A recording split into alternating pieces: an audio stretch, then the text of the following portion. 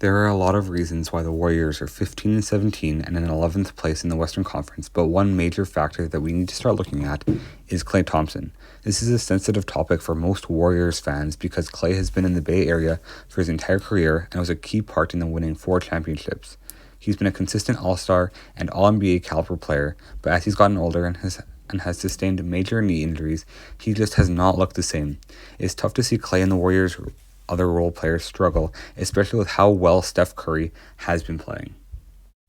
Ever since Klay sustained a torn ACL in the 2019 finals against the Raptors that was followed up by an Achilles tear the very next offseason, he hasn't looked like the same player but was still able to be a key contributor in the Warriors championship run in 2022.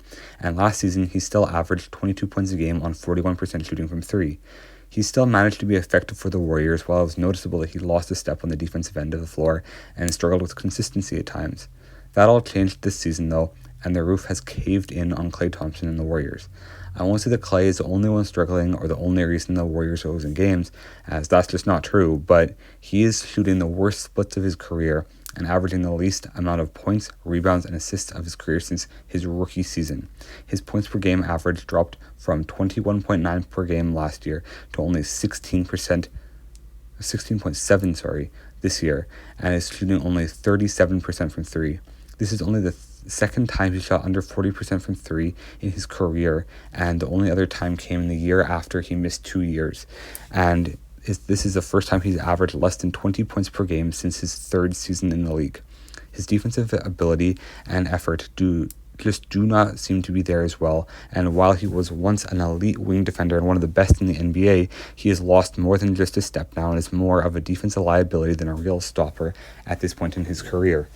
With him struggling so much on defense and not shooting the ball well, you have to really look at what does he provide for this team? What does he contribute to the Warriors other than just sentimental value? Because he's still shooting a high volume of shots and shooting them at the worst efficiency of his career, basically, and averaging less points than he ever has. And there's a number of guys on the Warriors doing this, with Andrew Wiggins and Draymond Green just not being the players that they used to be, especially during that 2022 championship run.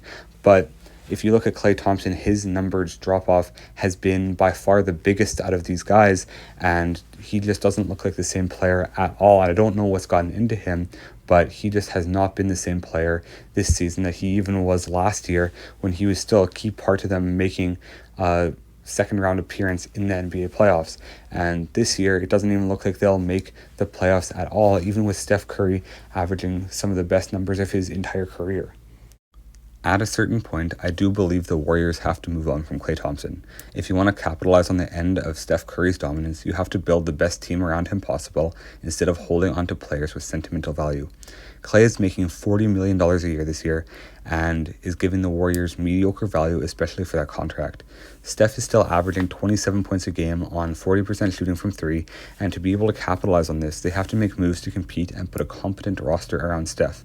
Moving Klay isn't the only move that needs to be made, as Draymond Green and Andrew Wiggins are other guys that are underperforming that could be dealt at the deadline for younger or better role players.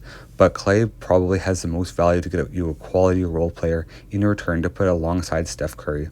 It's sad to see, and as a basketball fan, you'd love to see the Splash Bros ride off into retirement together, but it's just not fair to Steph Curry to base your roster construction on past production and sentimentality instead of a win-now mode. Steph is 35 years old and doesn't have many more years in him at this level of play. The Warriors owe it to him to move on from Klay, Draymond, and Andrew Wiggins and restructure their roster to compete for a championship this year and next year. They're running out of time to do that this year, and if they want to actually make a shot at the playoffs at all, and then eventually a championship this season, they're going to have to do it quickly. And if they want to do it next year at all, especially with how big Klay Thompson's contract is, you're going to have to make a move this year and probably retain some of his salary.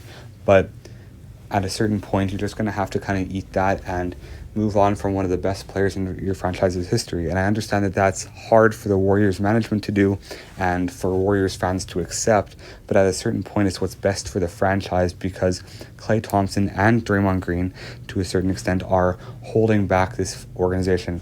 Draymond Green can't stay on the floor to save his life because of his on-court antics, and it's not even based on his play this year, because on the court, when he's been actually out there, he's actually been playing solid basketball and playing solid defense for this team. But he just cannot stay on the floor, and right now he's suspended indefinitely for repeated just on-court antics where he's gotten thrown out of games multiple times this year and just hasn't been able to stay on the court.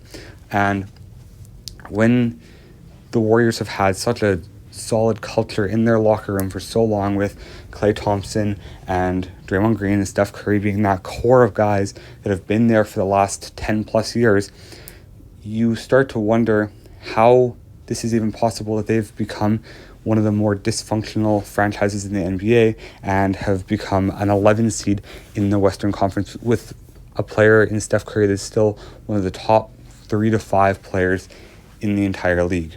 And I feel bad for Warriors fans, I feel bad for the Warriors management, but at a certain point, you're just going to have to move on from Klay Thompson, as much as it stings, and rip off the Band-Aid that is this core of players in Draymond, Klay, and Steph. If you want to win one more championship or even compete for one last championship with Steph, you're going to have to go out and get another star, because this core and this roster just isn't cutting it. Let me know what you think in the comments below. Should the Warriors trade Klay Thompson, and who do you think they could get back for him? God bless you all. I hope you have an amazing day, and make sure to subscribe to the channel, because I'm trying to hit 1,000 subscribers by April.